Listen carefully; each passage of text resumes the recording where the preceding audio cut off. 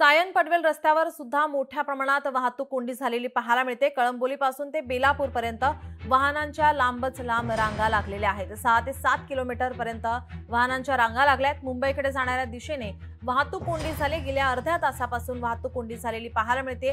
3 दिवस सलग सुट्टी असल्यामुळे कर्जत लोणावळ्याला गेलेले पर्यटक मुंबईच्या दिशेने जात आहेत आणि त्यामुळे वाहतूक कोंडी पाहायला मिळते। आठवड्याच्या पहिल्याच दिवशी वाहतूक कोंडी झाल्याने प्रवाशांना नाहक त्रास सहन करावा लागत आहे। याचाच आढावा घेतला आहे आमच्या प्रतिनिधी आकांक्षा देशमुख यांनी।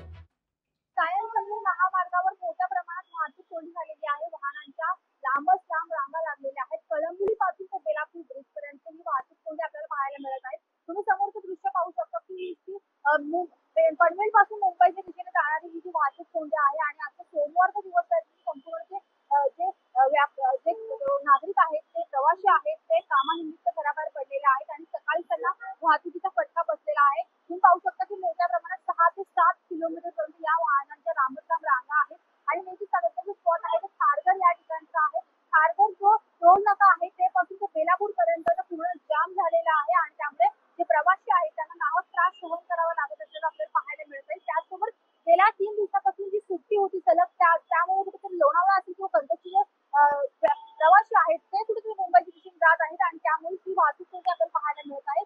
गेल्या 1 तासापासून ही वाहतूक कोंडी झाल्याचं आपल्याला पाहायला मिळत आहे। वाहतूक पोलीस असतील ते वाहतूक कोंडी सोडवण्याचा प्रयत्न करत असले तरी मोठ्या प्रमाणात या ठिकाणी वाहतूक आपल्याला झाल्याची पाहायला मिळत आहे। व्हिडिओ जर्नलिस्ट राजसह मी आकांक्षा देशमुख, लोकशाही मराठी, नवी मुंबई। लोकशाही मराठी ऐका, पहा, जागरूक रहा।